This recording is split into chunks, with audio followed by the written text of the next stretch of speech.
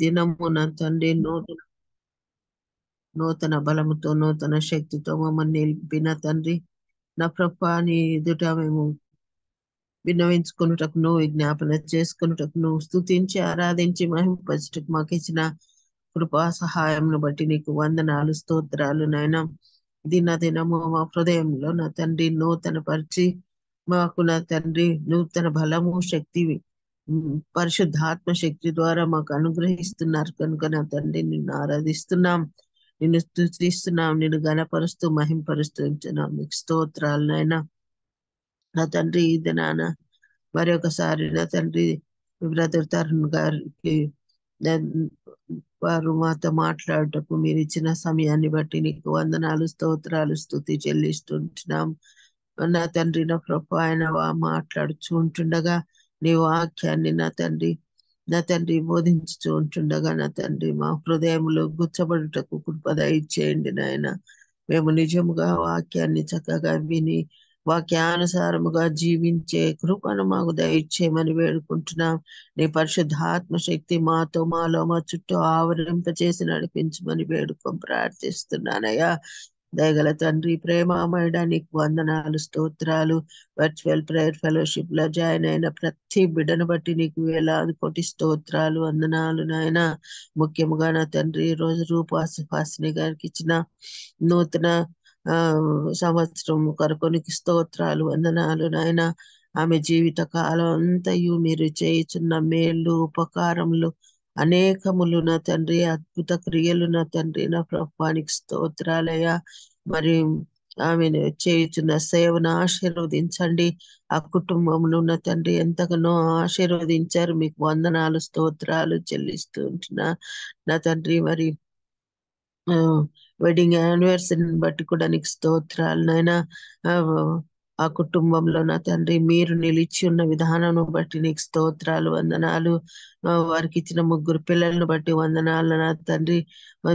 ప్రతి విషయంలో కూడా నా తండ్రి బిడ్డలను దీవించి ఆశీర్వదించిన విధానమును బట్టి ఇంకా ఫ్యూచర్ లో నా తండ్రి జరగబోచున్న శుభకార్యములన్నింటిని బట్టి కూడా నీకు వందనాలు స్తోత్రాలు స్తుతులు చెల్లిస్తూ దయగల తండ్రి ఇట్టి గొప్ప తరుణం బిడలకు అనుగ్రహించినందుకై వందనాలు చెల్లిస్తూ ఉంచున్నాం నా తండ్రి. మరి ఇంకా వర్చువల్ ప్రేయర్ ఫెలోషిప్ లో ఈ విధముగా నా తండ్రి సంతోష దినములను జరుపుకుంటున్న బిడ్డలను బట్టి కూడా నీకు వందనాలు స్తోత్రాలు స్తుతి చెల్లిస్తూ ఉంటున్నాం దయామేడ. మరి ఈ వాక్యము చెప్పుచూ ఉంటుండగా ఈ బిడనున్న తండ్రిని సిలువ చాటున మరుగుపరిచి మా ఒక్కొక్కరితో మీరు మాట్లాడగలందులకై మరొకసారి మనవి చేసుకుంటూ ప్రార్థన ప్రభువును తన కుమారుడైన యేసుక్రీస్తు దివ్యమైన శక్తి గల బలము గల నామములో అడిగి వేడుకుంటున్నాను తండ్రి.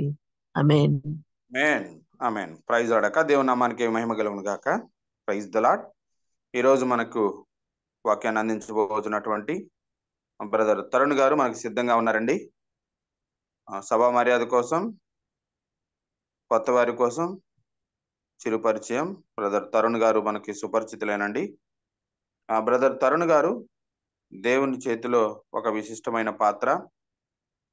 సంఘ పరిచర్యతోనూ మరియు వ్యాపార రంగంలోనూ వారు అమూల్యమైన సేవలు అందిస్తా ఉన్నారు. బడ్డింగ్ మరియు బేకింగ్ అంటే తరుణ్ గారికి చాలా ఇష్టం. ఇటీవల బియాండ్ ద బ్యాక్గ్రౌండ్ అను పుస్తకమును తరుణ్ గారు రచించారు.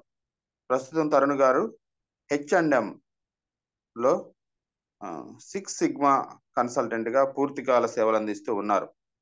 Bridge international church board member గా కూడా సేవలు అందిస్తా ఉన్నారు. వారి ప్రియ సతీమణి గారు లీనా గారు క్యాప్ జెమినీలో కార్పొరేట్ సోషల్ రెస్పాన్సిబిలిటీకి గ్లోబల్ లీడర్ గా ఉన్నారు. తరుణ్ గారు మరియు లీనా గారులకు జేసీ అను కుమారుడు ఉన్నారు. ప్రస్తుతం వారు ప్యారిస్ లో నివసిస్తా ఉన్నారు. మనకి తెలుగులోకి ట్రాన్స్లేట్ చేయడానికి బ్రదర్ బాబీ రత్నాకర్ అన్నయ్య గారు సిద్ధంగా ఉన్నారు. బోత్ ఆఫ్ యూ వెల్కమ్ అండి. Both of you please. Thank you very much. Praise God and good morning to everyone, and thank you again for the opportunity. మరి అందరికీ గుడ్ మార్నింగ్ అండి. Praise the Lord. మరి నాకు ఈ అవకాశం ఇచ్చినందుకు మీ అందరికీ కృతజ్ఞతలు. Last time we were looking a bit into the book of Daniel, so I thought I will continue into the book of Daniel, and we will be looking into Daniel chapter 6 today. మరి పోయినసారి నేను పంచుకున్న సందేశంలో దానియేలు గురించి నేను పంచుకున్నాను. ఈ రోజు కూడా దానియేలుని కొనసాగిస్తాను. దానియేలు 6వ అధ్యాయం మీద మనం ధ్యానం చేసుకుందాం. So Daniel 6 is one of the most taught Sunday school stories. So I'm sure most of you are already familiar with the story, but we will try to look into in different perspectives to see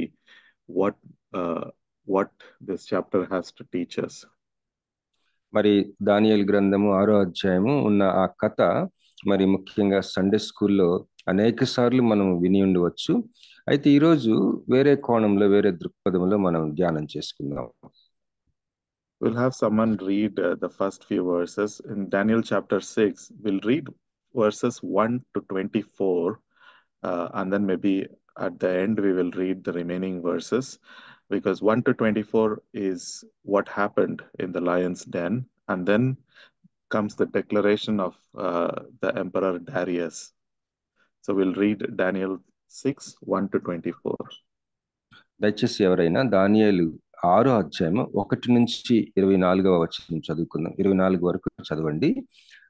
ఈ వచనాలలో ఆ యొక్క సింహపు ఆ యొక్క గుహలో వేయటాను అనే ఆ యొక్క సన్నివేశం మనం చదువుతాం. ఇది చదివిన తర్వాత కొన్ని తలంపులు మనము పంచుకొని అక్కడి నుంచి మిగతా చదువుకుందాం. ముందు దయచేసి ఎవరైనా దానియేలు 6వ అధ్యాయం 1 నుంచి 24 వరకు చదవాల్సింది కోరుచున్నాను.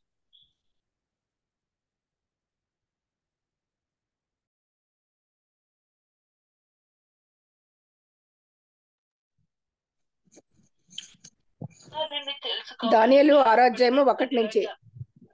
తన రాజ్యమంతటి పైన అధిపతులుగా ఉండుటకై 120 మంది అధిపతులను నియమించుటకు దర్యావేషునకు ఇష్టమాయెను. వారి పైన 3 ప్రధానులుగా నియమించెను. ఆ 3 దానియేలు ముఖ్యుడు. రాజునకు నష్టము కలుగుకున్నట్లు ఆ అధిపతులు తప్పకుండా వీరికి లెక్కలు ఒప్పజెప్పవలనని ఆజ్ఞ ఇచ్చెను. ఈ దానియేలు అతి శ్రేష్టమైన బుద్ధి గలవాడై ప్రధానుల్లోనూ అధిపతుల్లోనూ ప్రఖ్యాతి నొందియుడను గనుక ఆ రాజ్యం అంతటి మీద అతను నియమింపవలనని రాజ ఉద్దేశించెను. అందుకు ఆ ప్రధానులను అధిపతులను రాజ్యపాలన విషయంలో దానియేలు మీద ఏదైనా ఒక నింద మోపవలనని ఉండి తగిన హేతువు కనిపెట్టుచుండిరి గాని దానియేలు నమ్మకస్తుడే, ఏ నేరమైనను ఏ తప్పైనను చేయవాడు కాడు గనుక దానియేలులో తప్పైనను లోపమైనను కనుగొనలేకపోయిరి. అందుకు ఆ మనుషులు అతని దేవుని పద్ధతి విషయం అంతే గాని మరి ఏ విషయమందును అతనిలో లోపము కనుగొనలేమనుకునిరి.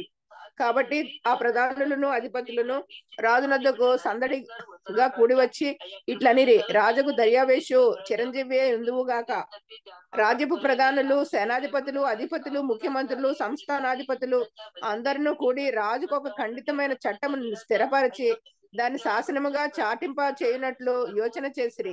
ఎట్లనగా 30 దినముల వరకు నీ యొద్ద తప్ప మరి ఏ దేవుని యొద్దైనను మానవుని యొద్దైనను ఎవడును ఏ మనవియు చేయకూడదు.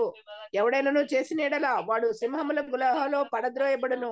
రాజా, ఈ ప్రకారముగా రాజు శాసనము ఒకటి పుట్టించి మాదీయుల యొక్కయో పారసీకుల యొక్కయో పద్ధతిని అనుసరించి స్థిరమగు శాసనముగా ఉండునట్లు దాని మీద సంతకము చేయమని మనవి చేసిరి.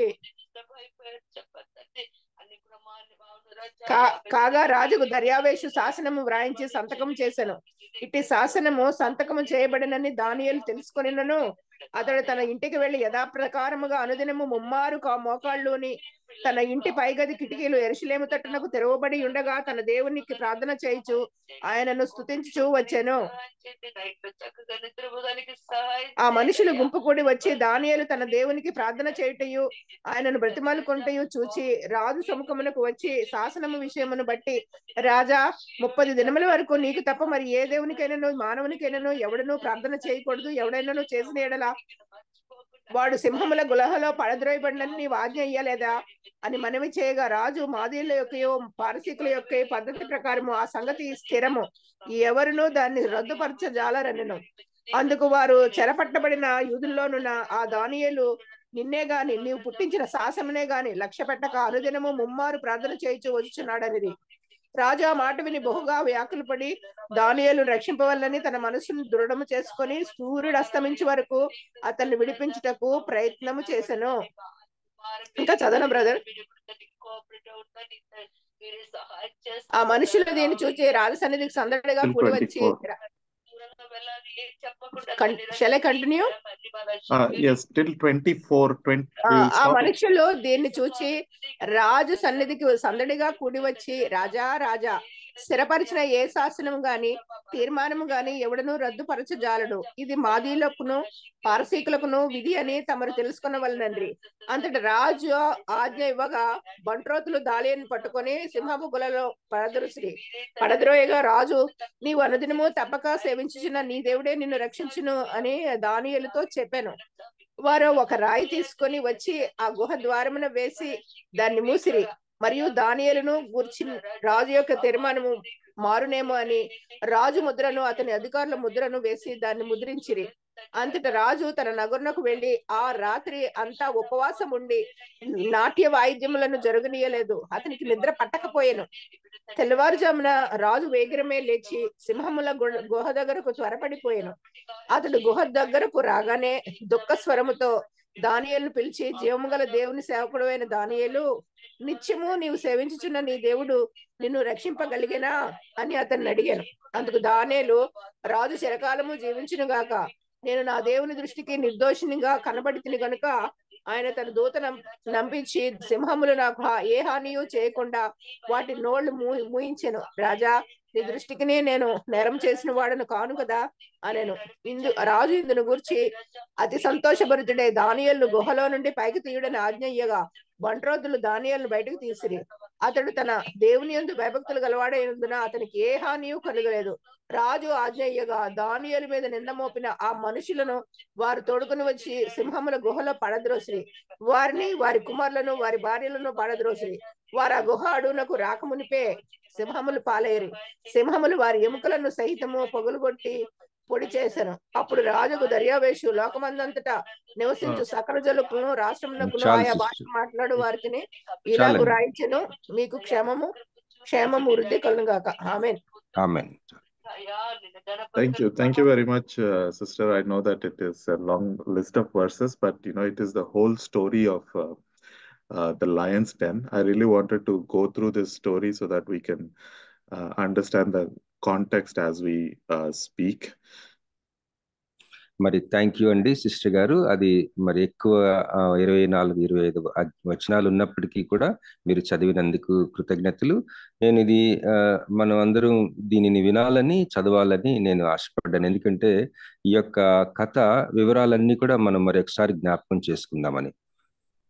So this is the central passage of Daniel. We have 12 chapters in the book. Now we know that the context behind Daniel, why Daniel has to go through all these things. The reason is, there is a 70 years of sabbatical of the land that the Israelites own to God.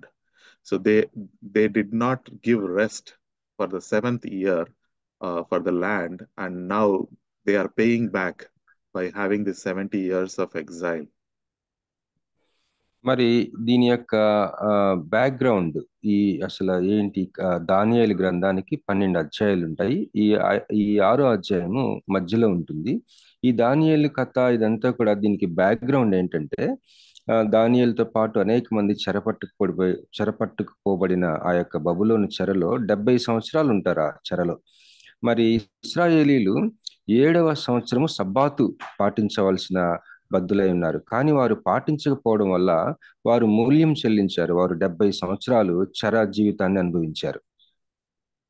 So it is a rule that after doing the farming and harvesting for 6 years, on the 7th year they need to rest the land, and that is what God has commanded us. It is written in Leviticus 25:1-7. But they failed to give that rest, and they continue to produce things in the land for more than 490 years. And God calculates and says, you owe me 70 years. We don't have to read the verses, it's just a reference.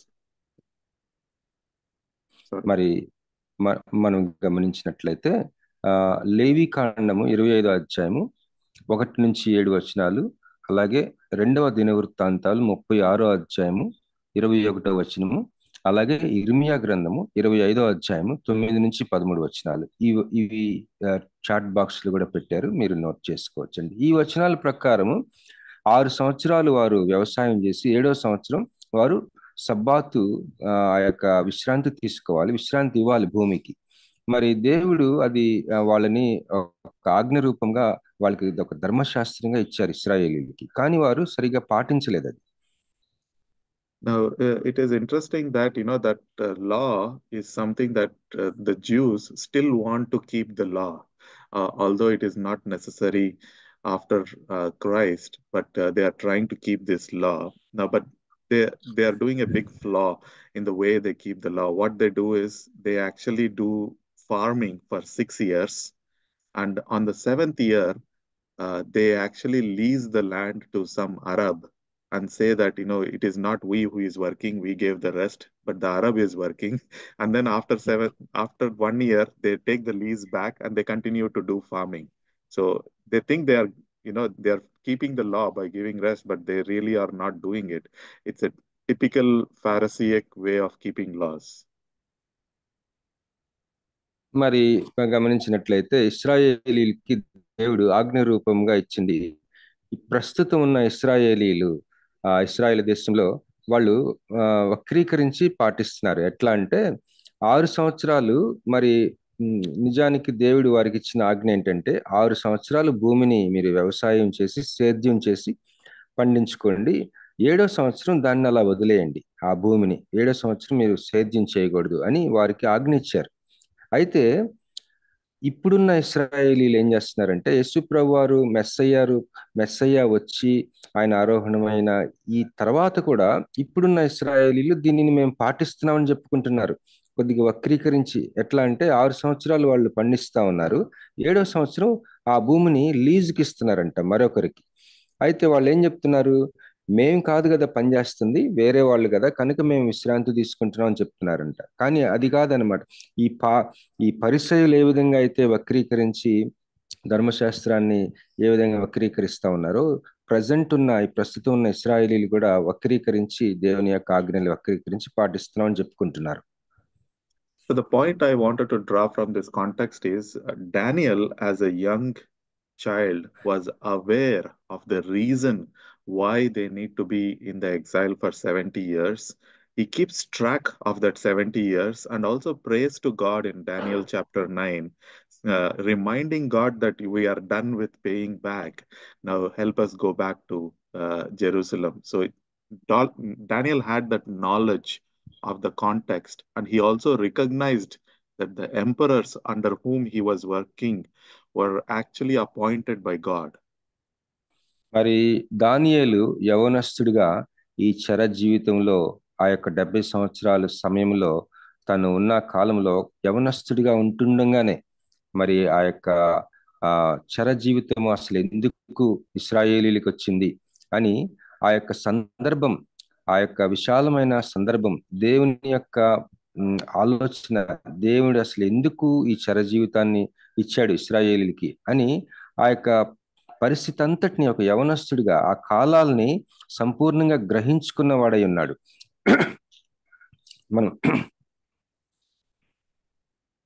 మనము 9వ అధ్యాయం చూసినట్లయితే, ప్రభువా మరి 70 సంవత్సరాల ఇంచుమించు ముగించబడుతున్నవి, కనుక మమ్మల్ని కరుణించి మమ్మల్ని విమోచించి మళ్ళీ మమ్మల్ని యెరూషలేముకి తీసుకువెళ్ళమని ప్రార్థిస్తా ఉన్నాడు. అంతేకాకుండా తాను ఏ చక్రవర్తులైతే 4 చక్రవర్తుల కింద తను పనిచేశాడు, ఈ 4 చక్రవర్తులను కూడా దేవుడే వారిని అపాయింట్ చేశాడని చెప్పి తను గ్రహించుకున్నాడు. We know that in Jeremiah 43:10, God writes that Nebuchadnezzar is his servant, and also in Isaiah 45:1-13, God writes about Cyrus the Great, and he says, Cyrus is the one whom I have anointed. So God is saying he anointed the emperor Cyrus. మరి ఇర్మియా గ్రంథము 43వ అధ్యాయము 10వ వచనం మనం చూసినట్లయితే, నెబుకద్నెజరు గురించి అతడు దేవుని యొక్క సేవకుడు అన్న మాట మనం గమనిస్తాం. అదేవిధంగా యెషయా గ్రంథము 45 అధ్యాయం 1 నుంచి 13 వచనాలు చూసినట్లయితే కోరేషు చక్రవర్తి గురించి అతడు నేను అభిషేకించుకున్న నా సేవకుడు అన్న మాట చూస్తాం. Now, before Daniel 6, Belshazzar was ruling Babylon, and after the writing on the wall, there is a conquest that happens. Now, exactly as interpreted in the dream of Nebuchadnezzar, after the Babylonian Empire come the Medo-Persian Empire. Darius is actually a leader of the Medes. He's called the Darius the Mede, who comes and takes over the Babylon. మరి ఈ దానియేలు గ్రంథము 6వ అధ్యాయానికి ముందు బెల్షస్సజరు అన్న చక్రవర్తి పరిపాలిస్తూ ఉన్నాడు బబులోను యొక్క సామ్రాజ్యాన్ని. అయితే నెబుకద్నెజరుకి వచ్చిన కలలో ఉన్న రీతిగా అదే రీతిగా జరిగింది. ఎట్లా అంటే ఆ యొక్క గోడ మీద ఒక హస్తం వచ్చి రాయటం, ఆ రాత్రే మరి మాదీయ పారసీక దేశానికి చెందిన ఆ యొక్క రాజు దర్యావేషు, నిజానికి దర్యావేషు మాదీయ చక్రవర్తి, మాదీయ రాజు. ఈ చక్రవర్తి రాజు ఈ బబులోను సామ్రాజ్యాన్ని దండయాత్ర చేసి ఆ రాత్రికి రాత్రే ఆక్రమించుకుంటాడు. నెబుకద్నెజరుకి వచ్చిన కళ ఎగ్జాక్ట్ గా జరగటం మనం గమనించగలం. Like how the names have significance in the Bible for the Hebrews, the names are significant even for the Persians. So the name Darius is Daravayus. It actually means the upholder of the good. మరి ఇశ్రాయేలీల దేశంలో వాళ్ళ పేర్లకు చాలా ప్రాముఖ్యత, విశిష్టత ఉండడం మనం ఎరుగుదాం. అయితే ఈ పారసీక ప్రాంత ప్రజలలో కూడా వాళ్ళ పేర్లకి ఒక విశిష్టత ఉంటుంది. దర్యావేషు అన్న పేరు ఏంటంటే దాని అర్థం మంచిని గట్టిగా వ్యాప్తి చేసేవాడు, స్థిరపరిచేవాడు అన్న అర్థం దర్యావేషు అనగా. And Persians are very different from Babylonians when it comes to the way they rule. When it comes to Babylonians, Nebuchadnezzar is like a dictator. The king is above the law. That means the king can do anything he wants. He can kill someone, he can keep someone alive, he can write a law, he can also cancel a law. But not so in Persia. ఇప్పుడు మనం గమనించినట్లయితే Persia దేశపు రాజులు వారి పరిపాలన మరి ఈ యొక్క బబులోను రాజుల యొక్క పరిపాలనకి కొంత భిన్నంగా ఉంటుంది. ఎట్లా అంటే బబులోను రాజు లేదా బబులోను చక్రవర్తి, ఉదాహరణకి నెబుకద్నెజరు, అతడు మరి ఈ యొక్క శాసనాలకి గాని చట్టాలకి గాని అతీతుడు. ఆయన ఏమైనా చేయొచ్చు. ఒక చట్టం తయారు చేయొచ్చు, దాన్ని క్యాన్సిల్ చేయొచ్చు. మరి ఈ యొక్క పారసీక రాజులు గాని చక్రవర్తులు గాని వారి పరిపాలన తీరు వేరుగా ఉంటుంది. So Medo-Persians are actually kind of a coalition, and they are the world's first superpower who have ruled the largest of the regions, right from southern Russia all the way to Mediterranean, from the top of the world down to Ethiopia and India. They have ruled a large region of the world, and there was one word to describe on how they ruled. The word is toleration. They tolerated multiculturalism. So they encouraged people to continue to speak their own languages. They appreciated their own cultures. They let them worship to their own gods, unlike any other rulers. మరి మనం గమనించవలసిన ప్రాముఖ్యమైన విషయం ఏంటంటే ఈ మాదీయ పారసీక చక్రవర్తులు వారి పరిపాలన ఏ విధంగా ఉంటుందంటే, ఒక్క మాటలో చెప్పాలంటే టాలరెన్స్. అంటే వారు రకరకాలైన సంస్కృతులు, భాషలు, మరి రకరకాలైన మతాల్ని వారు అనుమతించారు. ప్రజలకి ఒక రకంగా స్వేచ్ఛ ఇచ్చారు. వారు మాదీయ పారసీక ఈ యొక్క చక్రవర్తులు ఒక రకంగా కోయలేషన్ అంటే కలిసి పరిపాలన, ఈ కలిసి పరిపాలించిన ఈ యొక్క రాజ్యము, ఆ యొక్క రాజరికము, ఆ పరిపాలన, ఆ వాళ్ళు మనుషుల్ని వారి వారి మతాల్ని అవలంబించడానికి, వారి వారి భాషలు మాట్లాడుకుంటానికి, అలాగే వారి సంస్కృతుల్ని వాళ్ళు ఆచరించడానికి అనుమతించారు. ప్రపంచంలో మొట్టమొదటి సూపర్ పవర్ వాళ్ళు. అదేవిధంగా చూసుకుంటే రష్యా దేశం నుంచి ఈ యొక్క మధ్యధరా ప్రాంతం వరకు చాలా సువిశాలమైన భూభాగాన్ని పరిపాలించిన మొట్టమొదటి సూపర్ పవర్ వాళ్ళు. So we know that, they were very generous because King Cyrus gave the decree for the Israelites to go back from the exile that we see in the record of Ezra chapter 1.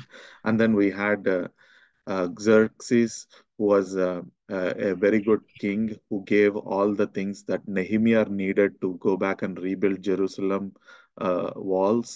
And then we see in the book of Esther, the Jews are freed by Artaxerxes, another Persian emperor.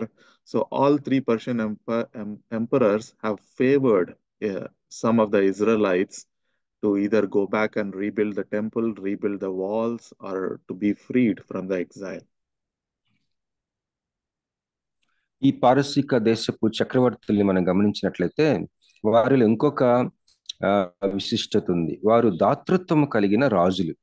వారు గమనించినట్లయితే మరి కోరేషు ఆ ఇశ్రాయేలీలు తిరిగి వారు ఇశ్రాయేల్ దేశంకు యెరూషలేముకు వెళ్ళి వారి ఆలయమును కట్టుకోవచ్చు అని ఆజ్ఞ ఇవ్వటం కాకుండా దానికి సంబంధించిన వస్తు సామాగ్రిని కూడా అతడు దాతృత్వంతో ఇవ్వటం మనం గమనించగలం. అదే ఎజ్రా గ్రంథం 1వ అధ్యాయం చూసినట్లయితే అర్తక్సరక్సస్ అనే ఒక పారసీక రాజు ఆ టైంలో మరి ఎజ్రాకి ఎంతో సహాయం చేశాడు. మరి ఎస్తేరు సమయంలో కూడా మరి ఒక చక్రవర్తి, పారసీక చక్రవర్తి ఎస్తేరు గ్రంథంలో కూడా మనం చూస్తాం. వీరు దాతృత్వం కలిగిన చక్రవర్తులు. Also, they had a very nice strategy. What they do is, when they conquer an enemy, they will find who is the best leader among the enemies, and they will appoint them in a very high position. And that is the reason why they were considering appointing Daniel as the leader of all governors and satraps. That is one of the reasons. In the same way, we see Nehemiah is appointed as the cupbearer. We also see that Mordecai was appointed as a leader in the king. So they were very tolerant, and they appointed the enemies as generals of their army or cupbearers or in high positions within their palaces. అంత మాత్రమే కాకుండా ఈ పారసీక దేశపు రాజులకి, చక్రవర్తులకి మరొక విధానం ఉంది. ఏంటంటే వారు ఏ దేశంలోనైనా ఏ ప్రాంతంలోనైనా దండయాత్ర చేసి వారు ఆక్రమించుకున్నప్పుడు ఆ శత్రు దేశానికి చెందిన ఆ యొక్క పరిపాలన చేసే సామర్థ్యం ఉన్న ఆ రాజులు అవ్వచ్చు, వారి శత్రువుల్లో వారికి శ్రేష్టమైన వారిని గుర్తించి ఆ భూభాగంలో వారికి విశిష్టమైన స్థానాల్ని, మంచి హెచ్చైన స్థానాల్ని వారిస్తూ ఉంటారు. అదేవిధంగా మరి దానియేలుని గమనించినట్లయితే 120 సహస్రాధిపతులకి, గవర్నర్లకి అధిపతిగా ఈ యొక్క చక్రవర్తి చేయడం మనం గమనిస్తాం. మరి అదేవిధంగా నెహెమ్యాని మరి రాజుకి ఆ యొక్క కప్పు అందించేవాడుగా, మరి అలాగే మనము వారు ఇలాంటి పద్ధతి విధానాలను కలిగి ఉన్న చక్రవర్తులుగా మనం గమనించగలం. Now, Darius is that we have in this chapter is the Darius the Mede, who is a conqueror and who is a soldier, who is different from the Darius the Great, who ruled all over Persia. But this Darius had 120 provinces under him, which he ruled when he conquered Babylon. మరి 6వ అధ్యాయంలో మనం చూస్తా ఉన్న ఈ దర్యావేషు, ఇతడు ఒక సైనికుడు, ఒక యుద్ధ వీరుడు. మరి అంతకు ముందున్న దర్యావేష్ కంటే భిన్నమైన ఒక వ్యక్తి ఇతను. మరి ఇతని సామ్రాజ్యంలో 120 సంస్థానాలు ఉన్నాయి. 120 సంస్థానాలు అంటే చాలా సువిశాలమైన భూభాగాన్ని అతను పరిపాలించాడు. 120 మందిని సహస్రాధిపతులుగా అతడు వారిని ఏర్పాటు చేసుకున్నాడు. తన పరిపాలన విధానం ఆ విధంగా ఉంది. Now, the history says that Daniel was a very wise man and a very strategic politician as well. Before the Persians conquered Babylon, Daniel has already sent a letter to Cyrus the Great, quoting Isaiah 45, saying him that his name is written as the Anointed One in the books of our holy scriptures. So that pleased Cyrus the Great, and that pleased Darius as well, because Daniel quoted it from his own scriptures, and that did a great deal of good to the Israelites.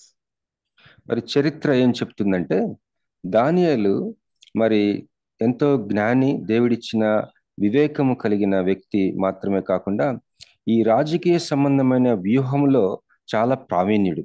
అతడు ఏం చేశాడని చరిత్ర చెప్తుందంటే కోరేషు చక్రవర్తికి ఒక ఉత్తరం పంపించాడట. ఏమని? మా పరిశుద్ధ గ్రంథంలో, పరిశుద్ధ లేఖనాల్లో నీ పేరుంది చక్రవర్తి, నీ గురించి ప్రస్తావించబడింది అని ఉత్తరం రాస్తూ ఆ యొక్క కోరేష్కి ఒక మరి దానియేలు పంపిన ఉత్తరం వల్ల ఆ కోరేష్ ఎంతో సంతోషించాడట, ఆ చక్రవర్తి. అంతేకాకుండా ఈ దర్యావేషు కూడా ఎంతో సంతోషించాడంట. వీరికి దానియేలు మీద ఒక మంచి అభిప్రాయం కలగటానికి ఆ ఉత్తరం తోడ్పడింది. Now, the book of Daniel is very critical to the history because when after Persia, Alexander the Great from Greece, he conquers the whole world. He goes and destroys a lot of things, including Persepolis, which is the Persian palace. But when he comes to Jerusalem, he does not destroy anything in Jerusalem because he was shown a letter from the high priest saying that the Greek conquest is already foretold by the God of the Jews, and they were expecting Greeks to take over anyways, and that pleased Alexander the Great, and he does not destroy Jerusalem.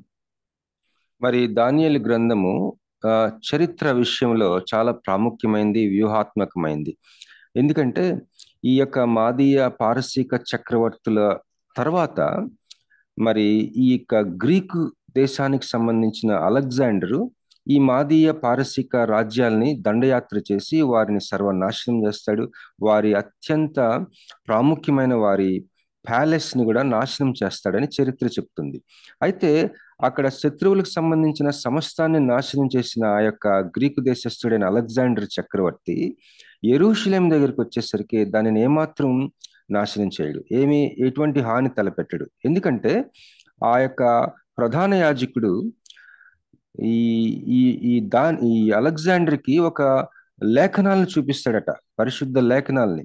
నీ గురించి నువ్వు ఈ యొక్క Greek దేశపు రాజులు వచ్చి దండయాత్ర చేసి ఆక్రమించుకుంటారని మా యొక్క పరిశుద్ధ లేఖనాల్లో ఉందని చెప్పేసి ఈ ప్రధాన యాజకుడు అలెగ్జాండర్కి ఆ యొక్క లేఖనాలు చూపించినప్పుడు అతడు ఎంతో సంతోషిస్తాడు. నిజానికి ఇశ్రాయేలీలు ప్రధాన యాజకులు గ్రీకు దేశస్తులు దండయాత్ర చేస్తారని ఎదురు చూసే కాలంలో అలెగ్జాండర్ వచ్చి ఈ యొక్క దండయాత్ర చేస్తాడు. ఇదంతా అలెగ్జాండర్కి ప్రధాన యాజకుడు చూపించినప్పుడు అలెగ్జాండర్ ఎంతో సంతోషిస్తాడని చరిత్ర చెప్తుంది.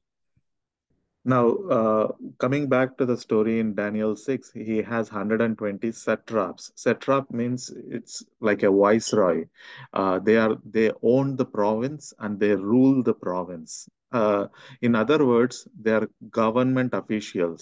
And the word satrap is always used with a negative connotation. That means that they are corrupt.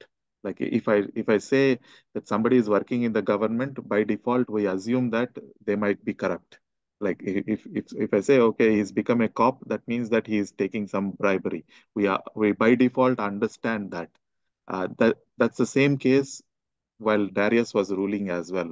All the 120 satraps were corrupt.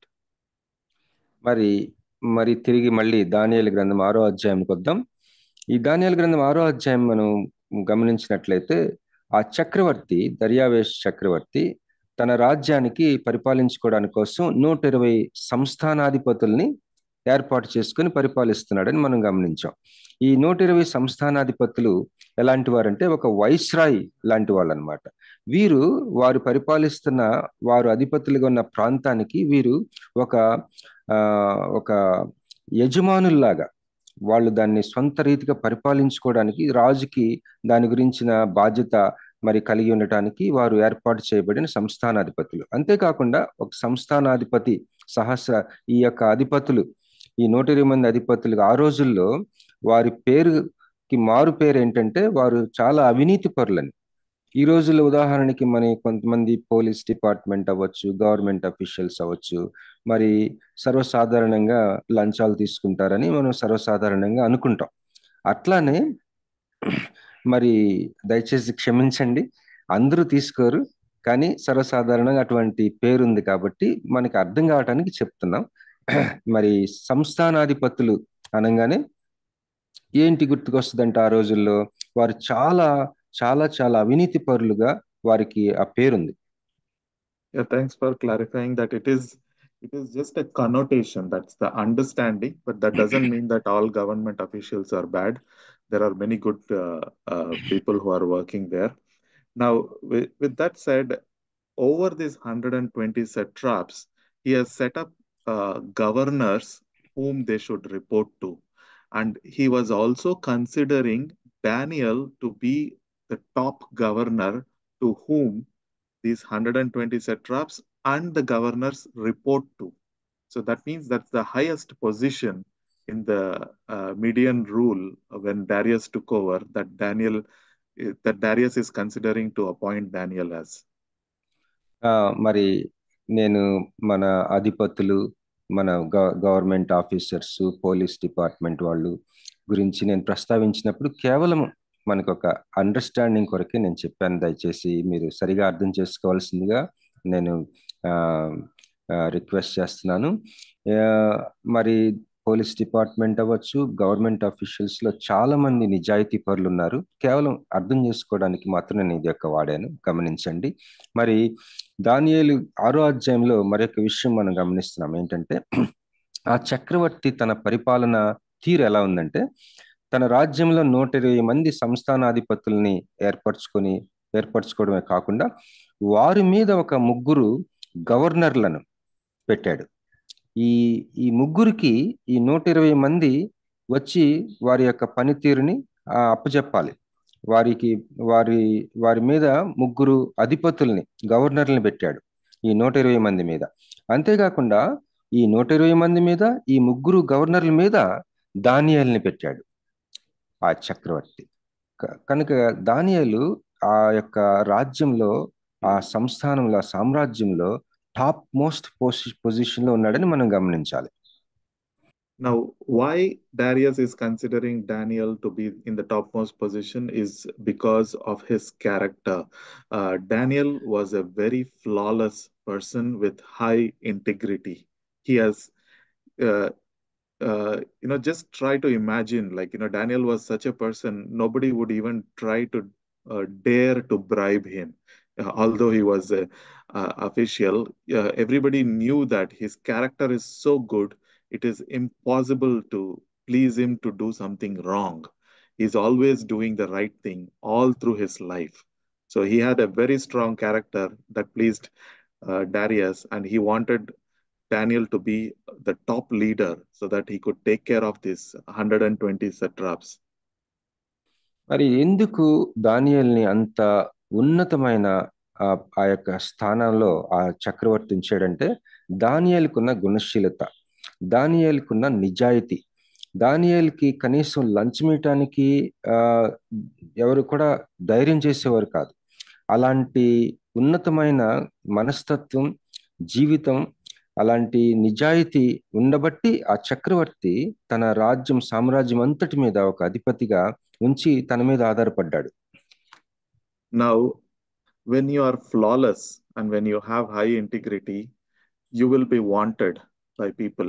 This is not new in the Bible, because when Joseph ran away from Potiphar's wife doing the right thing, he was wanted in jail. When David killed a giant doing the right thing, he was wanted dead by Saul. Like that, now Daniel is doing the right thing by being flawless and of high integrity. The people really wanted him in the lion's den. మరి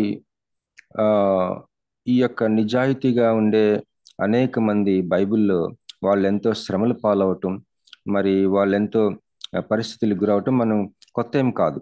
యోసేపుని చూసినట్లయితే అతడు నిజాయితీగా ఉన్నాడు, కానీ అతడు పడిన శ్రమ మనం ఎరుగుదాం. అలాగే దావీదు గొలియాతుని చంపిన తర్వాత అతడు సౌలు చేతులు ఎంత శ్రమ పడ్డాడో మనం చూస్తాం. అలాగే ఇప్పుడు దానియేలు ఇంత నిజాయితీపరుడు, ఇంత గుణశీలత కలిగిన వ్యక్తి మరి సింహాల బోన్లో పడవేయటబట్టు మనం గమనిస్తా ఉన్నాం. The most important question is, who ended up in the lion's den? Now, when you try to answer the question, it is not Daniel who ended up in the lion's den. Daniel was only passing by, but those who were scheming were the ones who ended up there. So we should always remember the end of the story. Joseph did not end up in jail. He became the ruler next only to Potiphar. David became the king. Daniel just passed by the lion's den and came out clean. ఒక ప్రాముఖ్యమైన ప్రశ్న ఏంటంటే, దానియేలు ఆ యొక్క 6వ అధ్యాయంలో ఈ సింహపు బోనులో వేయబట్టం చూసినట్లయితే, నిజానికి కథ చివరికి చూస్తే ఎవరు ఆ సింహపు బోనులో పడిపోయారు, ఎవరు ఆ సింహాలకి ఆహారం అయిపోయారు, ఎవరైతే ఈ యొక్క కీడు చేయాలని పథకం వేశారో దానియేలుకి, వారందరూ ఆ సింహాల పాలైపోయారు కథ చివరికి. అలాగే యోసేపుని మనం చూసినట్లయితే, యోసేపు ఆ యొక్క చెరసాలలో పడవేయబడ్డాడు, కానీ కథ చివరిలో మనం చూసినట్లయితే ఆ యొక్క సామ్రాజ్యాన్ని అంతటికి ఒక ప్రధానమంత్రిగా ఉండటం మనం చూస్తాం. అదేవిధంగా దావీదుని చూసినట్లయితే దావీదు చివరికి రాజు అవటం మనం చూస్తాం. కనుక ప్రాముఖ్యమైన ప్రశ్న ఏంటంటే, ఈ సింహాలు పాలైంది చివరికి ఎవరు, సింహం బోనులో పడింది చివరికి ఎవరు అన్నది ఒక ప్రాముఖ్యమైన ప్రశ్న. So God is watching over things, and He will take you through all the tough situations, whether it is lion's den or fiery furnace or a dungeon, or whether you are being hunted. God is always with you to write the end of the story well. So wait on God for the right ending. మరి మన దేవుడు మనల్ని చూచే దేవుడై ఉన్నాడు, మనల్ని చూస్తూ ఉన్నాడు, మనల్ని కాపాడే దేవుడై ఉన్నాడు, మన జీవితాలకి ఒక చర్మాంకం కూడా రాసే దేవుడై ఉన్నాడు.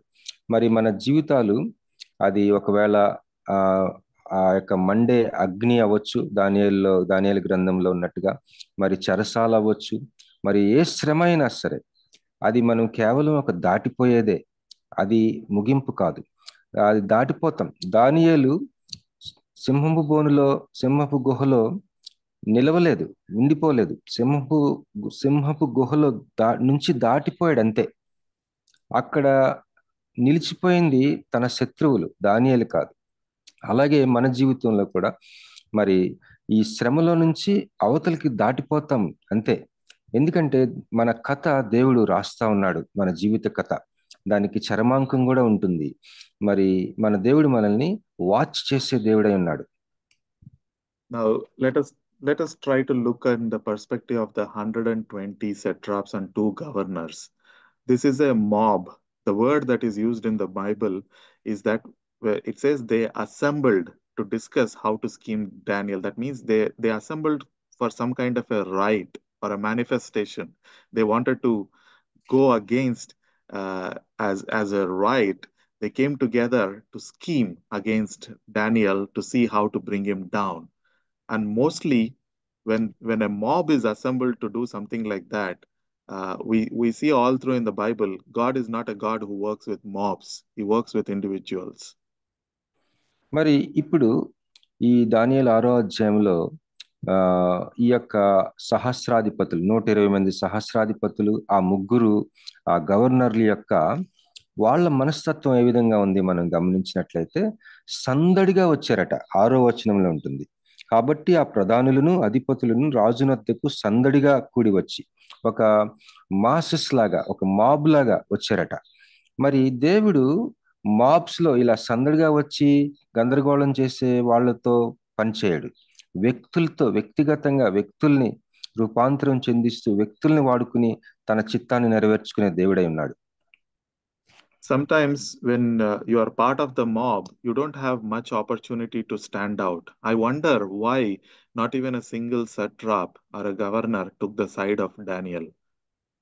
మరి చాలాసార్లు మరి బైబిల్లో చాలాసార్లు మనం చూస్తాం ఇలాగా సందడిగా మరి ఎక్కువ మంది వచ్చేసి హడావిడి చేసే వాళ్ళతో దేవుడు తన చిత్తాన్ని నెరవేర్చుకోవటం మనం గమనించం బైబిల్లో.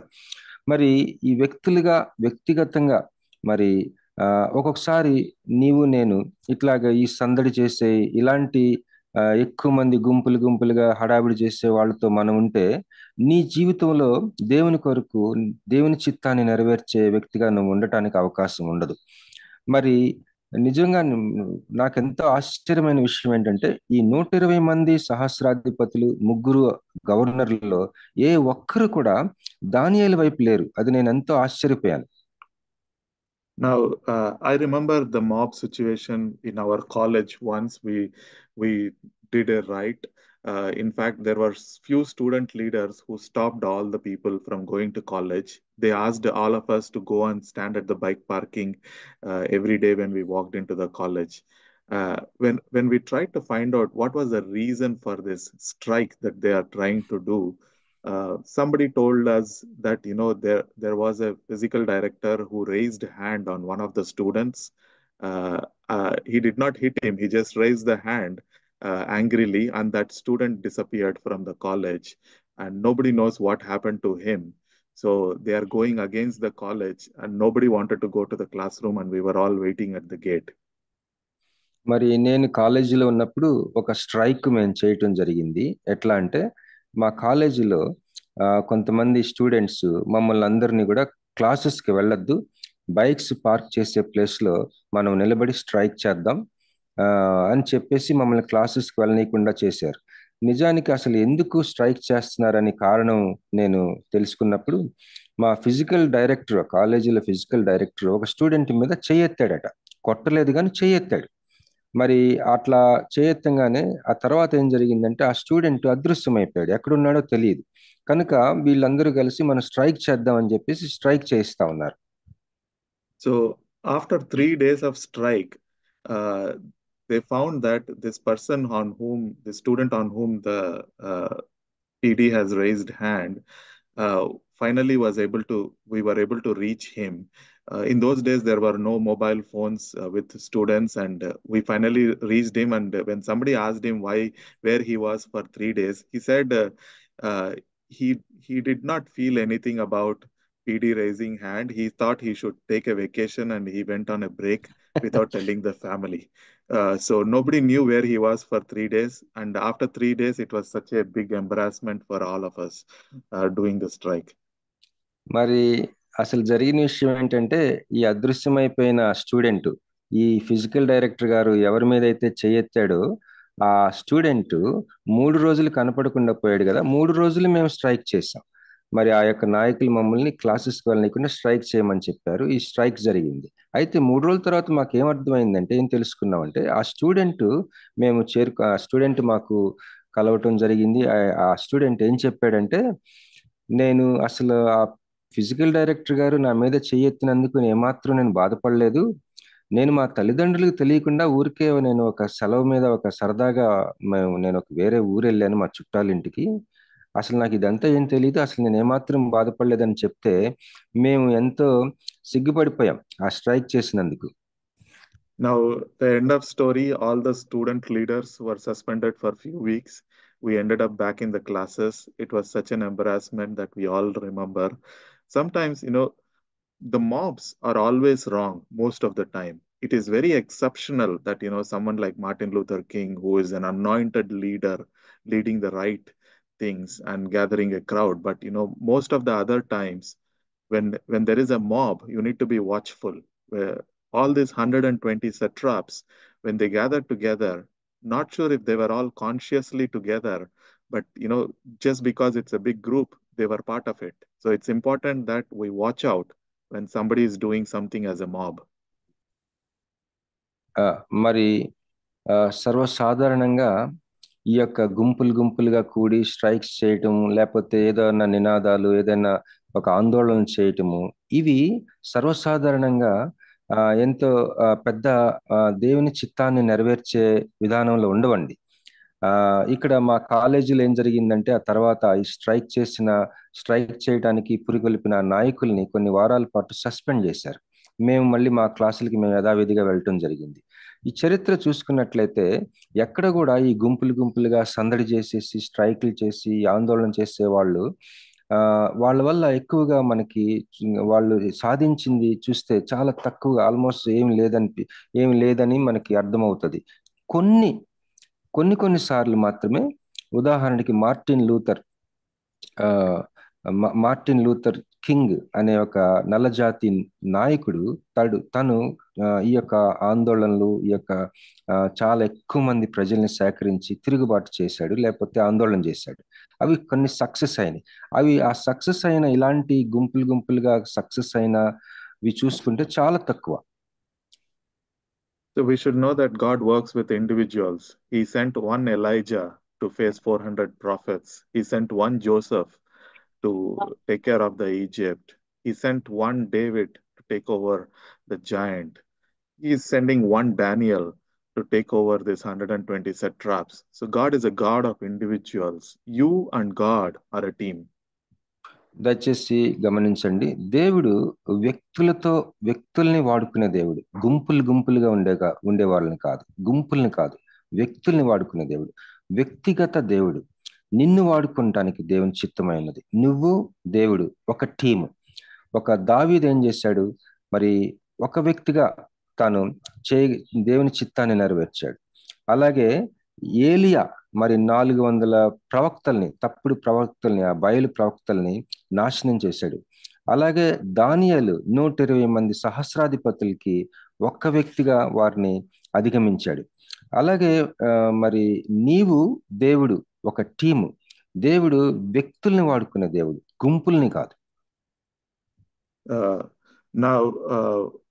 So God is a God of individuals. Now that we know. Now looking at the side of the mob, the 120 of them, there is another point that we should notice. It is often the remedies that we choose that kill us, not the sickness. When there is a problem, what you do with the problem, the choice that you make is what makes a decision whether you will be outside or will be in the lion's den. Or it's important to choose the right remedy, whether you are taking the side of God and standing alone and voicing out, or are you just going with the mob and listening to every remedy and falling for it. So it's important to discern. మరి ఇక్కడ ఈ 120 మంది సహస్రాధిపతుల గుంపుని మనం చూసినట్లయితే నిజానికి సర్వసాధారణంగా మనం తీసుకునే నిర్ణయాలు, ఒక సమస్య ఉందనుకోండి, దానికి ఏంటి విరుగుడు? అది దేవుని వైపు మనం ఉందామా, ఈ గుంపు వైపు ఉందామా? ఈ గుంపులో ఏదైనా అసలు ఒక విశిష్టత ఉందా? ఈ ఆందోళనలో మనకేమైనా పాయింట్ ఉందా అని మనం స్పృహ కలిగి ఉండి జాగ్రత్తగా గమనించుకుంటూ దేవుని వైపు ఉండేవారంగా మనం ఉన్నప్పుడు, దేవుడు మన యొక్క ఏదైతే మన సమస్యలకి విరుగుడు అని మనం తలంచి దేవుని వైపు నిలిచినప్పుడు అప్పుడు మాత్రమే మనకి విజయం మనం పొందుకుంటాం. So in 2 Chronicles 16:9, we have a verse. It actually means, the verse means that, God is continuously searching. He's searching the whole earth to show himself. But for him to search, to show himself through one person, he needs to find a person whose heart is towards God. God is always searching for someone whose heart is towards him so that he can show his glory through him. మరి 2వ దినవృత్తాంతములు 16వ అధ్యాయము 9వ వచనము మనం చూసినట్లయితే, దేవుడు ఎడతెగక తన కన్నులు లోకమంతటా సంచారం చేస్తూ వెతుకుతా ఉన్నాయంట. దేని కొరకు? ఒక వ్యక్తి కొరకు. ఎలాంటి వ్యక్తి అంటే, తన ఎడల యథార్థ హృదయము గల వారిని బలపరచుటకై యెహోవా కనుదృష్టి లోకమందంతటా సంచారం చేయుచున్నది అని మనం ఈ 9వ వచనంలో 2వ దినవృత్తాంతంలో 16:9 మనం చూస్తాం. Now, it is also important that we learn, Paul writes to Timothy that you should obey the government and the rules of the government. Likewise, we should honor our parents. All these are very important. But when there is a movement that you need to do something against God, you can take a stand for God and God will step in for you, even though your decision is going against the law.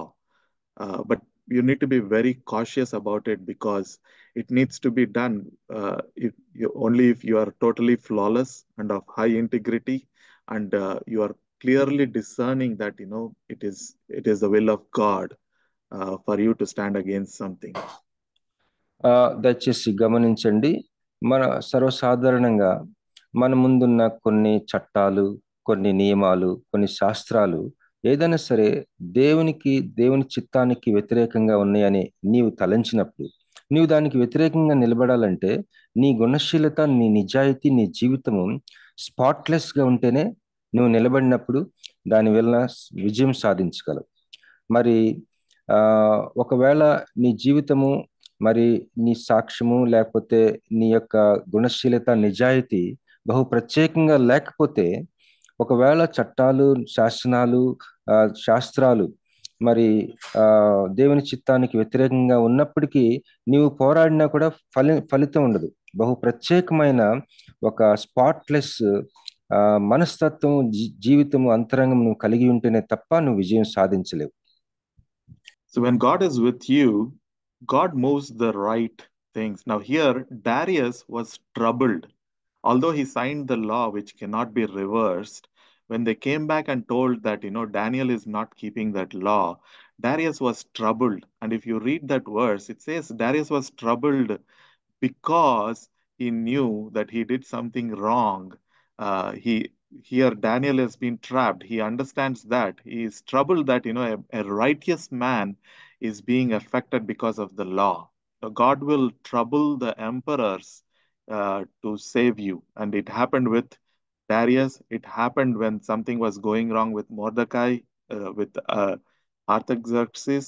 God will ensure that the right person who has authority will not be able to sleep because something is going wrong with you and your heart is towards God.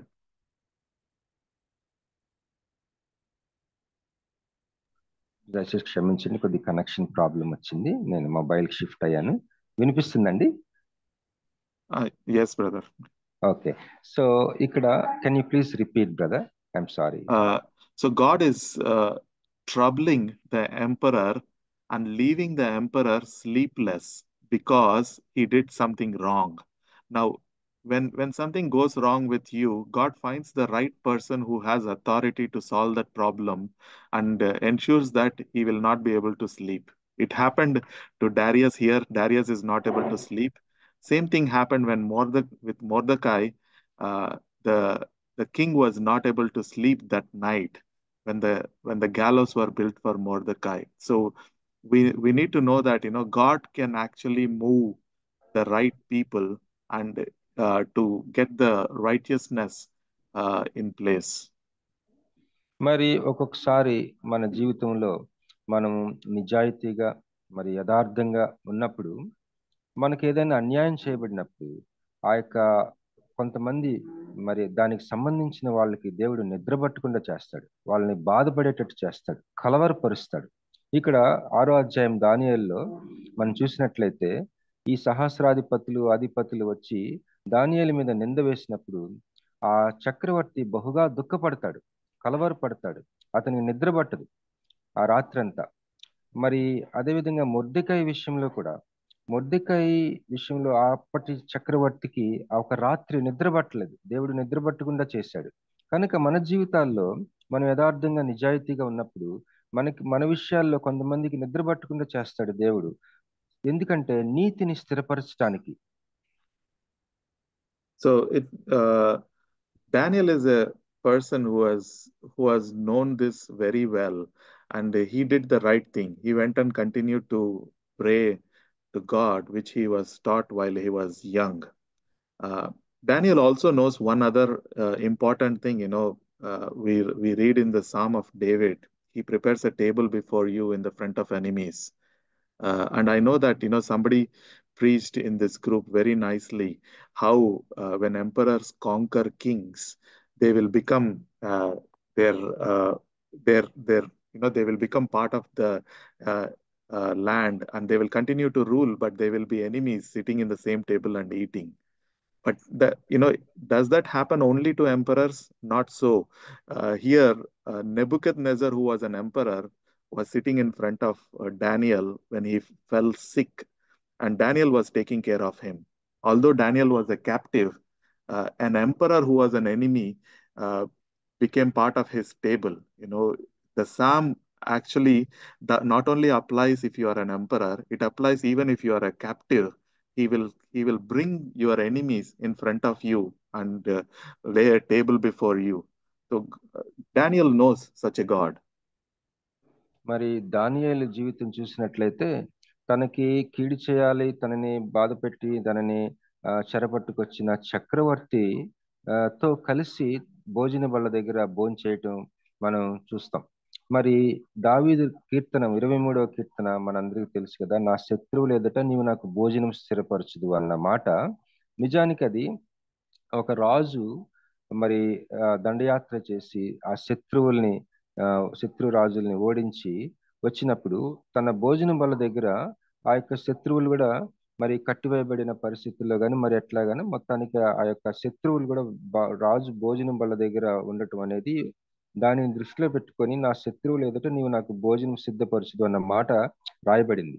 అది కేవలము ఒక రాజు గురించే కాకుండా మరి బందీగా చెరపట్టబడిన స్థితిలో ఉన్న దానియేలుకు కూడా అది అప్లై అవటం మనం చూస్తాం. దేవుడు ఎలాంటి దేవుడో వ్యక్తిగతంగా ఎరిగిన వ్యక్తి దానియేలు. So now Daniel comes out of the lion's den, and he tells us how. It is the angel who shut the mouths of the lions. Now we should notice that when the accusers were put in the lion's den, before they reached the floor, their bones were broken. Just it is not like a family of lions, like two big lions and two baby lions in the den. There might be hundreds of lions in there, because the Persians are known to have these lions underground, hundreds of them, and they had this lions den so that their warriors can actually fight with these lions to show their courage. So it is usual for emperors like that to have lions which are tamed. And that many lions could not do anything to Daniel. మరి మరొక విషయం మనం గమనించాలి ఏంటంటే, చిట్ట చివరికి దానియేలు 6వ అధ్యాయం మనం చూసినట్లయితే ఈ 120 మంది సహస్రాధిపతులు ఆ యొక్క అధిపతుల్ని ఆ చక్రవర్తి దానియేలు మీద కీడు యోచించారని గమనించి వారిని ఆ సింహపు గుహలో పడేస్తాడు. అక్కడ ఏం రాయబడిందంటే, వాళ్ళు ఇంకా సింహపు గుహలో చివరికి ఇంకా చేరక ముందే వాళ్ళు గాల్లో ఉండగానే అవి ఎగిరేసి వాళ్ళని ముక్కలుగా తినేసేసి వాళ్ళ ఎముకలను సైతం పొడి చేసేసి తినేసినాయి అంట. ఎముకలను కూడా కొరికేసి తినేసినాయి అంట. 120 మంది, ఇంచుమించు ఒక 130 మందిని తినాలంటే ఒక సింహపు కుటుంబమో సరిపోదండి. కొన్ని వందల సింహాలు ఉండుంటాయి అంట ఆ గుహలో. ఈ యొక్క పారసీక రాజులు వారికి ఒక అలవాటు ఏంటంటే అండర్ గ్రౌండ్ లో సింహాలని ఉంచుకోవటం వారికి ఒక ఆనవాయితీ. మరి ఈ యొక్క దానియేలు అలాంటి గుహలో వేయబడ్డాడన్న సంగతి మనం గమనించాలి. So we should understand that when you have difficulties coming in your life, they only deepen the purpose of God. It is an opportunity for God to show himself up and show his glory through you. So when you have a moment of a Red Sea in front of you, or a moment of getting in the jail, or movement of a lion's den or a fiery furnace, you should know that it's an opportunity for God to show up. You can just say, hands up, God, I am done with this. It's up to you. You do the work, and God will show up and manifest his glory. మరి మన జీవితంలో ఎప్పుడైనా సరే ఈ దానియేలు జీవితం లాగా ఒక సింహపు గుహ లాంటి అనుభవం కానీ, మరి ఫైరీ ఫర్నేస్ అంటే ఒక మండే ఆ యొక్క అగ్ని గుండంలో వేయబడిన ఆ యొక్క షడ్రక్, మెషక్, అబేద్నెగోలను వేశారు కదా, అలాంటి అనుభవమే కానీ, మరి చెరసాల వంటి పౌలు చెరసాలలో ఉండటం, ఇలాంటి అనుభవాలు, ఏదైనా శ్రమలు నీ జీవితంలో ఒకవేళ జరిగితే కానీ మనం ఏంటి గమనించుకోవాలంటే, అవి ఇంకా లోతుకి మనల్ని నడిపించడానికి ఉద్దేశించబడినవని, అంతేకాకుండా దేవుడు తానెవరో మరి అద్భుత రీతిగా ఆ సమయాల్లో, ఆ పరిస్థితుల్లో నీ జీవితంలో తన్ను తాను కనపరుచుకొని మహిమ పొంది నిన్ను దాటించాలని దేవుని యొక్క సంకల్పమై ఉన్నదని నేను గమనించుకుందాం. So we'll just close with this.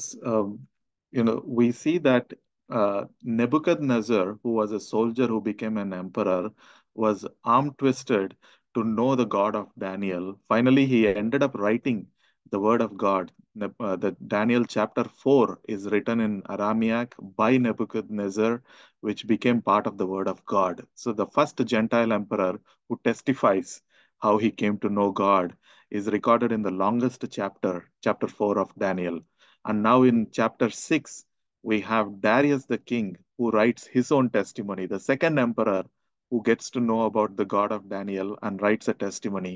So we will close by reading that testimony from Daniel chapter 6, verses 24 onwards to the rest of the chapter.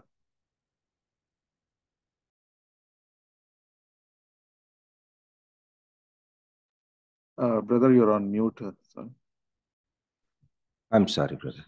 నేను ఇది చెప్పి ముగించాలనుకుంటున్నానండి.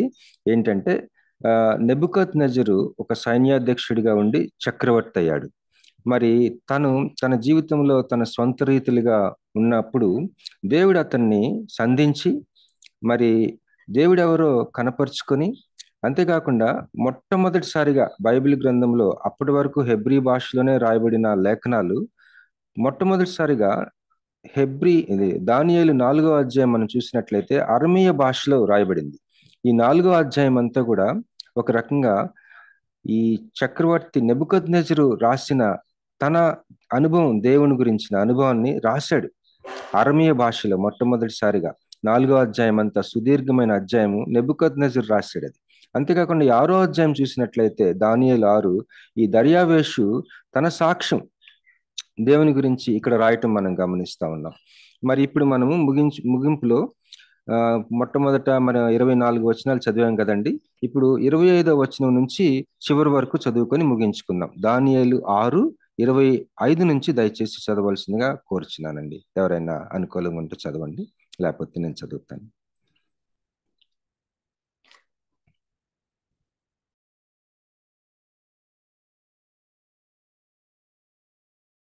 ఎవరైనా చదవగలరండి? దానియేలు 6:25 నుంచి 28 వచనాలు లాస్ట్ వరకు. అప్పుడు రాజగు దర్యావేషు లోకమన్నంతట నివసించు సకల జనులకును రాష్ట్రములకును ఆయా భాషలు మాట్లాడు వారికి ఇలాగు వ్రాయించెను, మీకు క్షేమాభివృద్ధి కలుగునుగాక. నా సమ్ముఖమున నియమించినదేమనగా, నా రాజ్యములోని సకల ప్రభుత్వముల యందుండు నివాసులు దానియేలు యొక్క దేవునికి భయపడుచు ఆయన సమ్ముఖమున వణుకుచుండవలెను.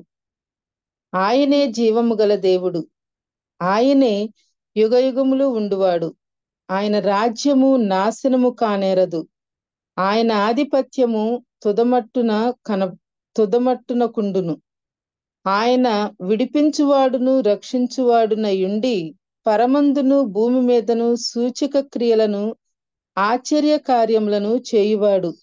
ఆయనే సింహముల నోట నుండి ఈ దానియేలును రక్షించెను అని వ్రాయించెను.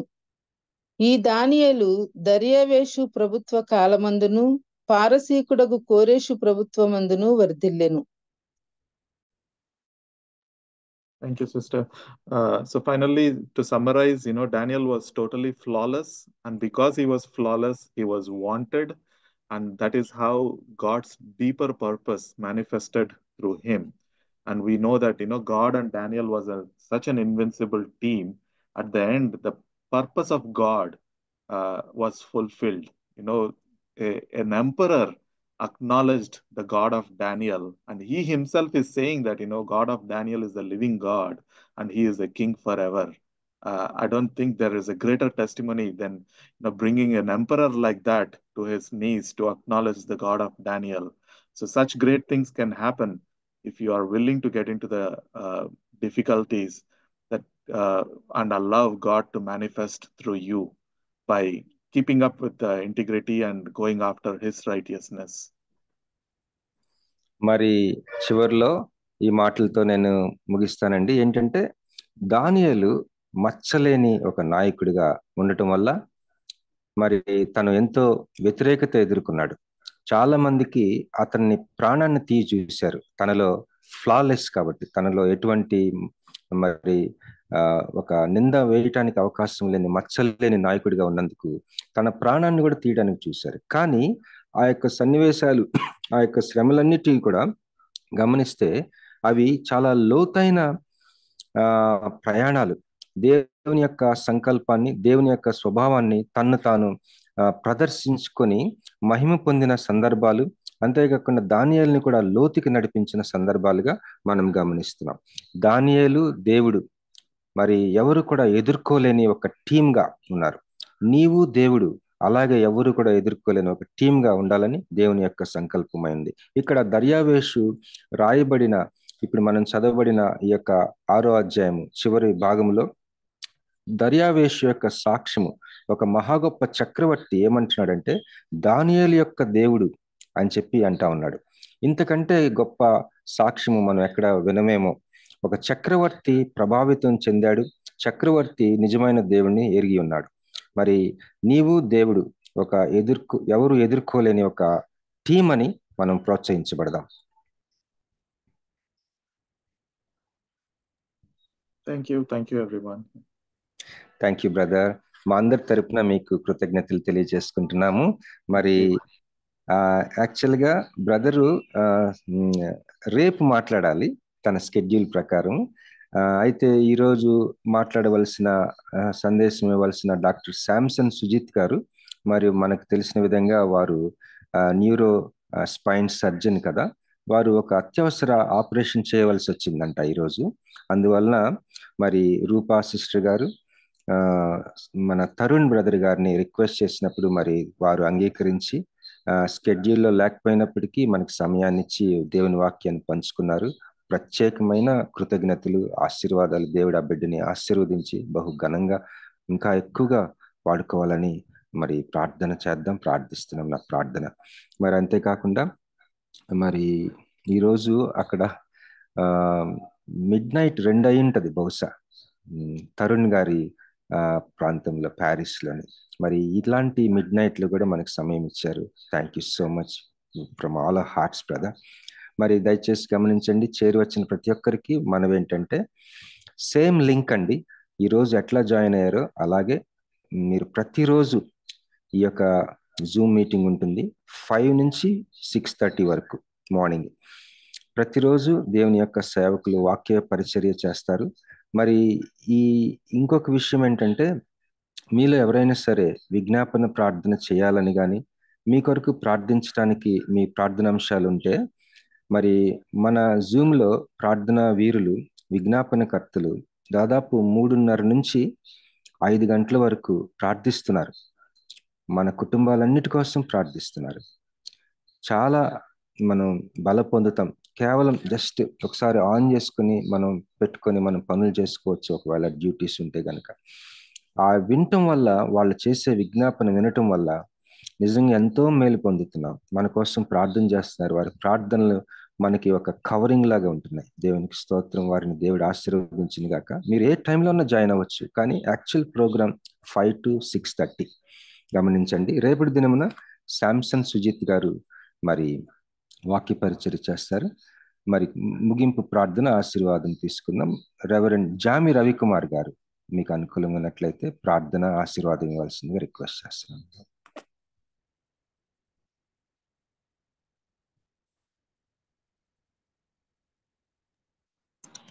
ప్రార్థన చేసుకుందామండి. పరిశుద్ధమైన తండ్రి, నీ బంగారు పదాలు కొందరం ప్రభా, నీ ప్రేమను బట్టి, కృపను బట్టి వందనాలు తండ్రి. ప్రభా, నీ సేవకుడైన దానియేలు ప్రభా, అయ్యా నెబుకద్నెజరు కాలంలో, ఆశ్చర్యస్ కాలంలో, బెల్షస్సర్ కాలంలో ప్రభా, కోరేషు కాలంలో వర్ధిల్లినట్టుగా వాక్యం సెలవిస్తుంది ప్రభా. అయ్యా రాజులు మారారు, రాజ్యాలు మారాయి కానీ ప్రభా, నీ దాసుని దీవించిన దాన్ని బట్టి వందనాలు చెల్లిస్తున్నాను తండ్రి.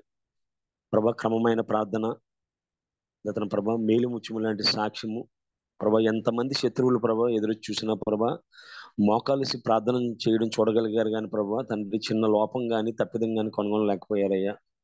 ప్రార్థన చేస్తున్నాను తండ్రి. అంతేకాకుండా ప్రభా అనేక మంది చారిత్రక విషయాలు ప్రభా ఈ విధంగా అలెగ్జాండర్ని గురించిన విషయాలు ప్రభా తండ్రి అయ్యా తండ్రి ప్రభా ఆ శాస్త్రులు ప్రభా తండ్రి ఆ ప్రవక్తలు ప్రభా ఆయన తెలియజేసినప్పుడు కోరేష్ కోసం ప్రభా బైబిల్లో రాయబడి మనకు తెలియజేసిన విధంగా సంతోషించారు ప్రభా. అనేకమైన ప్రభా ఆత్మీయ విషయాలు అదేవిధంగా చారిత్రక సంబంధమైన విషయాలు ప్రభా మాతో పంచుకునే విధానం బట్టి ప్రార్థన చేస్తున్నాను తండ్రి.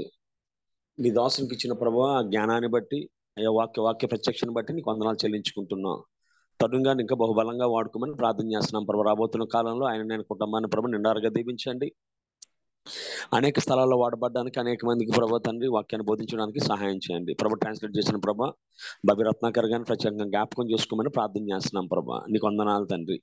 అయ్యా ప్రభా నీ వాక్యాల ద్వారా చారిత్రకమైన సత్యాల ద్వారా ప్రభా అనేకమైన ఆత్మీయ విషయాలు నేర్చుకోవడానికి మమ్మల్ని సరి చేసుకోవడానికి ముందుకు సాగడానికి ప్రభా. అంతేకాకుండా ప్రభా అయ్యా ప్రభా తండ్రి రాజుకు నిద్ర పట్టకుండా ప్రభా వచ్చి అడిగినప్పుడు తండ్రి నిత్యములు సేవించిన దేవుడు ప్రభా నిన్ను రక్షించగలిగిన అనే మాట ప్రభా తెలియజేసిన దాన్ని బట్టి వందనాలు తండ్రి. అయ్యా దానియేలు భక్తి ప్రభా రాజుకు తెలిసింది. అయ్యా దానియేలు భక్తి ప్రభా శత్రువులకు తెలిసింది ప్రభా. ప్రార్థన చేస్తున్నాను తండ్రి అటు భక్తి జీవితం కలిగి ఉండడానికి ప్రార్థనా జీవితాన్ని కలిగి ఉండడానికి సహాయం చేయమని ప్రార్థన చేస్తున్నాను తండ్రి. అటు శాస్త్రం సంతకం చేయబడిన దానియేలు ఎరిగిన వాడే ప్రభా. అయ్యా అతను ప్రభా అనుదినము తండ్రి ముమ్మారు ప్రభా తన యొక్క గది కిటికీలు తెరిచి ఉండగా ప్రభా ప్రార్థన చేసినట్టుగా వాక్యం సెలవిస్తుంది తండ్రి. అటువంటి క్రమమైన జీవితాన్ని విశ్వాసంతో కూడిన జీవితాన్ని సింహాలలో ముయ్యగలిగే ప్రభా విశ్వాస జీవితాన్ని ప్రభా దయచేయమని ప్రార్థన చేస్తున్నాను తండ్రి. వెతుబడి వాక్యాన్ని తండ్రి 30 ఫలించేయమని ప్రార్థన చేస్తున్నాను ప్రభా. అదేవిధంగా ప్రభు ఇందులో పాల్గొని ప్రార్థన చేస్తున్న ప్రభా ప్రతి తల్లుల్ని దీవించమని ప్రార్థన చేస్తున్నాను తండ్రి. వాక్యం చెప్తున్న బిడ్డలు దీవించాను ప్రభా. ఐదుని ఏర్పాటు చేసిన బాబు రత్నంకరణ కుటుంబాలను జ్ఞాపకం చేసుకో ప్రభు. నిండారుగా కుటుంబాలను దీవించండి తండ్రి. ప్రతి లోటును ప్రభు సవరించండి తండ్రి. అదేవిధంగా సహాయం చేసిన ప్రభా జాన్సన్ స్వరూప్ గారిని జ్ఞాపకం చేసుకో. కోటి వారిని దీవించండి ప్రభా. ఈ విధంగా తండ్రి అనేక సంవత్సరాల నుంచి ప్రభు నిర్ఘటంకంగా నిర్విరామంగా ప్రభా ఈ విధంగా సాగడానికి సహకరిస్తున్న ప్రభా ప్రతి బిడ్డలను పేరు పైన దీవించమని ప్రత్యేకంగా తండ్రి మేము చేయవలసిన ప్రతి పనిలో సూటి అని మార్గాన్ని చూపించమని అదేవిధంగా ప్రభా ఈ రోజు తండ్రి నూతనమైన జన్మదినంలో ప్రవేశించిన ప్రభా రూప సుభాషిణి గారిని అదేవిధంగా దేవతన ప్రభా బైవాక దేవతన ప్రభా జీవితంలో ప్రభా నూతన సంవత్సరాన్ని తాకిన బిడ్డలను ప్రభా ప్రత్యేకంగా దీవించమని ప్రార్థన చేస్తున్నాను తండ్రి. అయ్యా ప్రభా వారిద్దరు ప్రభా అనంతపురం జిల్లాలో అదేవిధంగా అనేక ప్రాంతాల్లో ప్రభా అనేక మందిని ఆదరించేవారుగా అనేక మందిని వాక్యం నడిపించేవారుగా అనేక మందిని ప్రోత్సహించేవారుగా ఉన్నారు తండ్రి. వారిని వారి కుటుంబాలను ప్రభా నిండారుగా దీవించమని ఆరోగ్యంతో కూడిన ప్రభా ఆయుష్ ప్రభా దయచేసి అనేక మంది బిడ్డల జీవితం తాగలిగే కృప అయా దంపతులకు దయచేయమని సహాయం చేయమని ఈ చిన్న ప్రార్థన మా ప్రభును ప్రియకుమారుడైన యేసుక్రీస్తు దివ్యనామమున అడుగుతున్నాం పరమ తండ్రి. ఆమేన్. పరలోకమందున మా తండ్రి నామం పరిశుద్ధపరచబడును గాక, మీ రాజ్యం వచ్చును గాక, మీ చిత్తం పరలోకమందున భూమి మీద నెరవేరును గాక. మాకు కావలసిన అందరం దయచేయము, మరణం క్షమించి ప్రకారం క్షమించము, మన శోధనలకు తేక వీటిని తప్పించము. ఎందుకంటే రాజ్యము బలము మహిమ నువ్వే ఉన్నావు తండ్రి. ఆమేన్. మన తండ్రి అయిన దేవుని ప్రేమ, కుమారుడైన యేసుక్రీస్తు కృప, పరిశుద్ధాత్మ ఎన్నెన్నో సహవాసము వాక్యం చెప్పిన తరుణ్ గారికి ట్రాన్స్లేట్ చేసిన బాబి రత్నాకర్ గారికి అది మన ప్రత్యేకంగా నూతనమైన జన్మదినంలో అదేవిధంగా వాహన జీవితంలో ప్రవేశించిన బిడ్డలకు అనారోగ్యంతో బిడ్డలకు ఇందులో పాల్గొన్న బిడ్డలకు ఆయన సదాకాలము తోడే నడిపించును గాక. ఆమేన్. ఆమేన్. థ్యాంక్ యూ పాస్టర్ గారు. థ్యాంక్ యూ రెవరెండ్ జామి రవికుమార్ గారికి కృతజ్ఞతలు తెలియజేసుకుంటున్నానండి. దయచేసి గమనించండి, ఈరోజు మరి పాస్టర్ గారు ప్రార్థించినట్లుగా రూపా సుహాసిని గారి బర్త్డే, మరి అంతేకాకుండా వారి వెడ్డింగ్ యానివర్సరీ కూడా. మరి ఈరోజు తరుణ్ గారిని మరి పరిచయం చేసింది రూపా సుహాసిని వదిన గారు, నాకు వదిన అవుతారు. మరి మన గ్రూప్లో ఆల్మోస్ట్ ఆల్ స్పీకర్స్ని వారే పరిచయం చేశారండి. దేవుడు ఎంత మరి గొప్ప కృప వారికి ఇచ్చారు. ఈ పరిచర్య ఫలమంతా ఆవిడ లిస్ట్లో వెళ్ళిపోతుంది. దేవుడు ఎంత గొప్ప బహుమానంకి ఎంచుకొని మరి వారిని వాడుకుంటున్నారు. దేవునికి స్తోత్రం కలుగును గాక. మీరు దయచేసి విష్ చేయండి, ప్రార్థన చేయండి వారి కుటుంబం గురించి, వారి గురించి. అలాగే మన గ్రూప్లో పోస్ట్ చేయండి.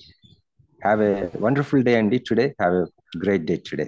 రేపు మార్నింగ్ మళ్ళీ కలుసుకుందాం. Praise the lord. Happy birthday madam and happy wedding anniversary day. Thank you మా, thank you Bobby, thank you అందరికి, థ్యాంక్ యూ పాస్టర్ గారు for the prayers. Thank you for being part of this family. Thank you.